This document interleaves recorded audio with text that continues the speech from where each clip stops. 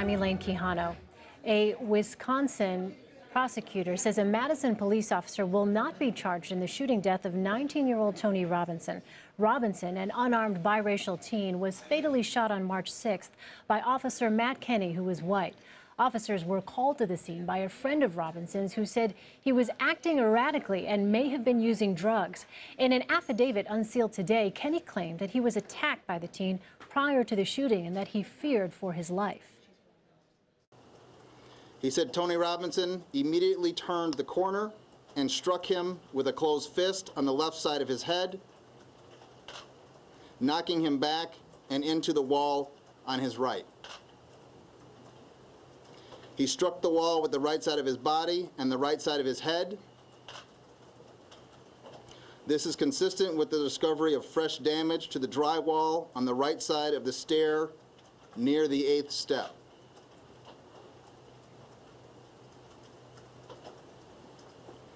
He stated that Tony Robinson continued to aggress towards him, swinging at him.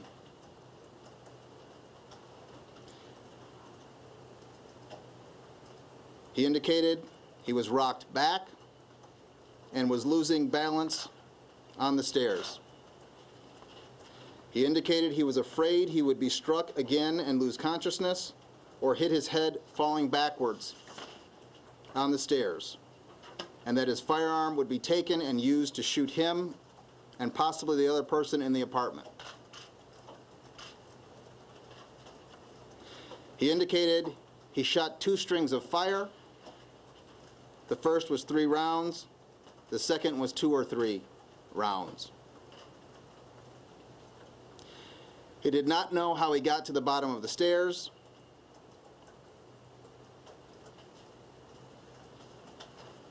He retreated 5 or 6 steps away from the door and yelled, "Don't move." At this time, he did not see anything in Tony Robinson Jr.'s hands or his waistband. Tony Robinson Jr. was still conscious.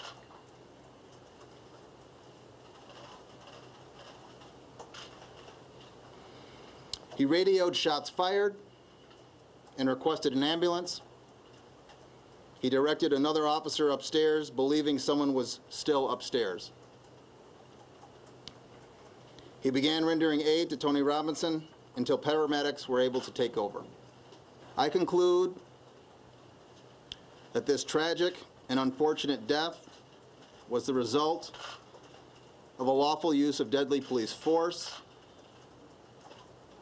and that no charges should be brought against Officer Kinney in the death of Tony Robinson Jr.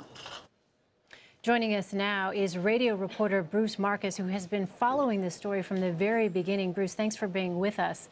How much did we learn? How much more did we learn today after that news conference?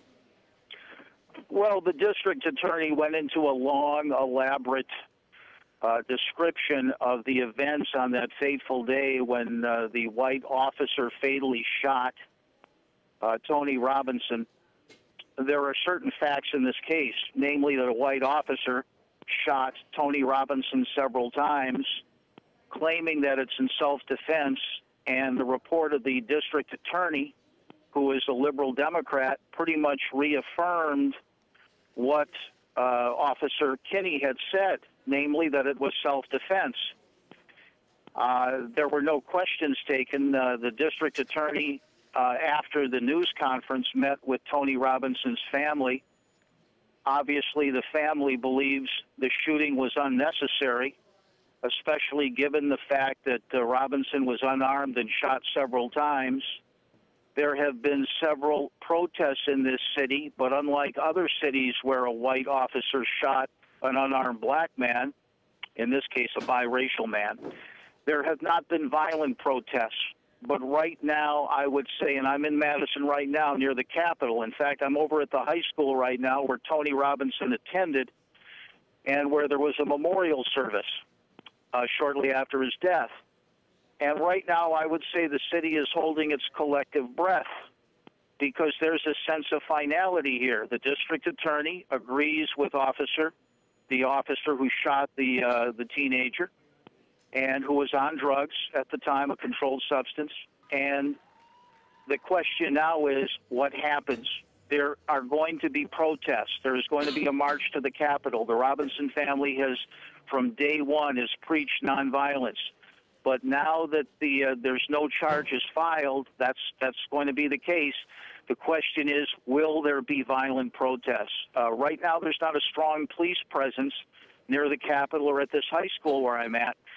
But you don't know, because maybe some of these kids walking out of this school, Madison East High School, still don't know what happened. So we're waiting to find out what happened. But there's a sense of finality to it because there's not going to be charges. The DA has said that. But Bruce, how much of a surprise is this news? In other words, were any of the details that we just heard the district attorney spell out, including the fact that, as you pointed out, that there were apparently controlled substances in Tony Robinson's system. How much of a surprise is this decision in light of those facts that were spelled out by the DA? I don't think it is a surprise, frankly. When I attended some of these protests shortly after the shooting, and when I attended the memorial service with other media members at this high school, even the people who feel that Tony Robinson was murdered, and there are some people who feel the white officer murdered Tony Robinson. That's how they feel. Given what has happened in other similar instances around the country, did they expect charges to be filed? No. I talked to the grandfather of Tony Robinson, who said there will be justice for Tony Robinson. But he was saying that not with necessarily a degree of certainty. He was saying that maybe with his fingers crossed. There was an expectation here, given the fact that Tony was a troubled kid. Even his family has acknowledged that he could be a violent kid, and that you had an officer who felt threatened. There was an expectation here, and it was affirmed by this long process of the news conference of the DA explaining what happened. There was an expectation that there would not be charges filed. Right. That's simple truth. I wonder, Bruce, if you could just describe a little bit the dynamic between sort of this district attorney and the family of Tony Robinson Jr. And I ask this because it was interesting to note that at the beginning of his statement, the DA said, "I am a person of color from a biracial marriage. I am a man who understands the pain of police profiling." And then he went on to say that his decision, of course, will not bring Tony Robinson Jr. back, but it's a decision that was made not with emotion, but with facts. What is the dynamic there? How much weight do those words, you think, carry, not just with the family necessarily, but with the community there in Madison? I think the DA, as he expressed, has some empathy for the Robinson family. Certainly he does. I talked to the police chief, who has empathy. This is a tragedy. A teenager was killed. And we're talking about Madison, Wisconsin. This is a very liberal community. The district attorney is a liberal Democrat. So there was some hope, not expectation, but hope that the DA would file some charges, maybe similar to what's happened in Baltimore. But there simply, as the DA went into a long explanation, there simply wasn't the hard evidence to indicate that charges were justified. He's got to, when he issues charges, he has to have a strong enough case where he's going to be able to present enough evidence to possibly get a conviction, and there just wasn't that. And so you could tell he was torn. On one hand, sympathy and empathy for the Robinson family. On the other hand, he has to do what's right in his view, and if there's not a strong enough case, not issue charges. But obviously, this is, again, there's a decent minority population here, and there's been some tension between the people here, minority, people of color, and the police. So there's maybe hope that something would happen, hope on the part of the Robinson family and their supporters that maybe charges would be issued to send a message. And that was not the case. And we have not gotten a reaction yet. I'm over at the school. Kids are still coming out of the building. But there's no question, when I talked to them weeks ago, there are no charges, they're going to be angry. And I talked to some people at the memorial service who said if there are no charges, there might be violence, which there hasn't been yet. All right, we will wait to see what happens in Madison, Wisconsin there. Bruce Marcus reporting from Madison. Thank you very much for your insight. It's a pleasure.